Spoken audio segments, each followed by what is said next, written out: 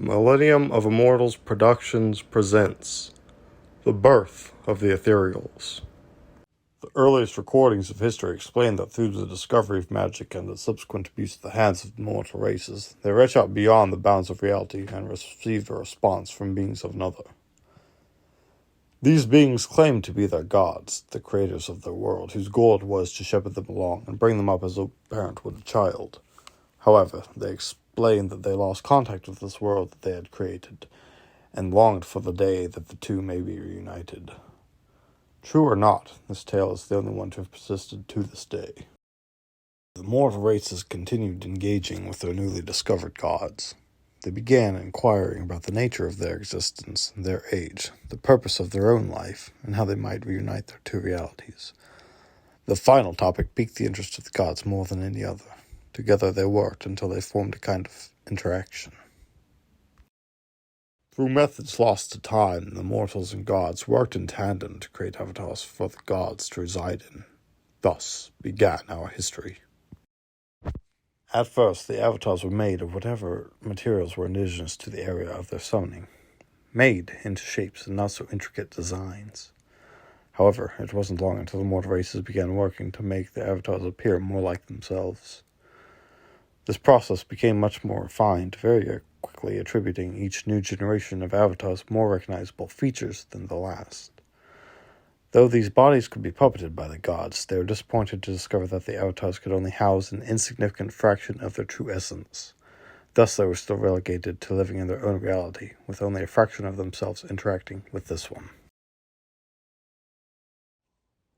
Finally, it was a coven of men that created the perfect avatar, for the god of gods, Emoch.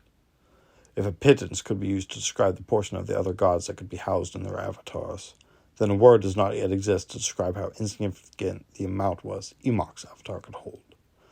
However, even given that fact, he showed a mastery of his power and manipulation over the reality around himself that no others ever demonstrated.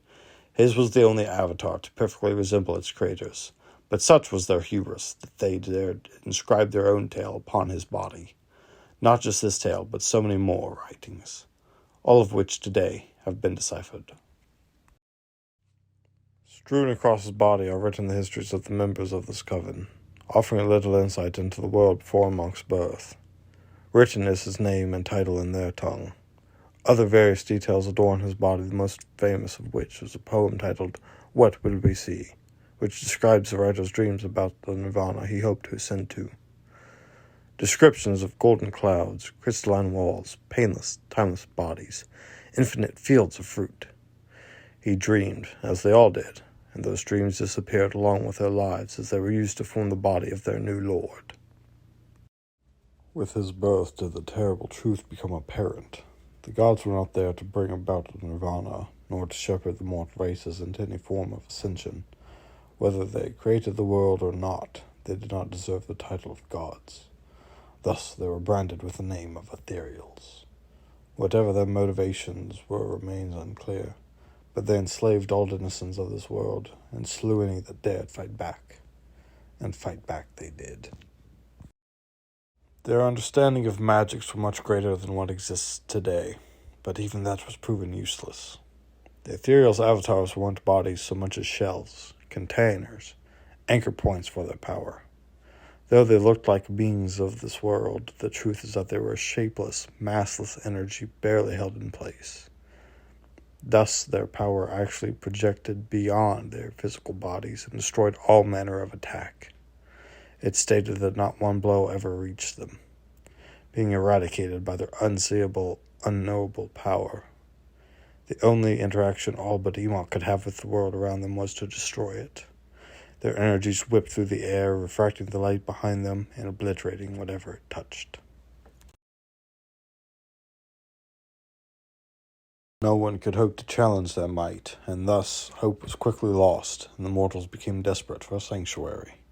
Again they cried into the void beyond the borders of their reality, and again did a voice respond.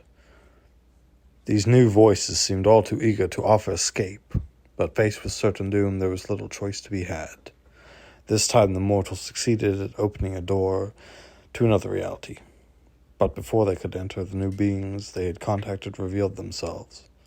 A numberless host of unthinkable nightmares poured forward. While the Ethereals' bodies were carefully formed in vain attempts to reflect their makers, these new creatures' bodies formed as they crossed the veil into our reality. The demons continued pouring into the world unchecked, slaughtering and destroying everything in their path until they came into contact with the Ethereals. Now a terrible war began, two foreign bodies fighting over soil not their own. It's said that the skies turned to blood, and that it fell upon the soil.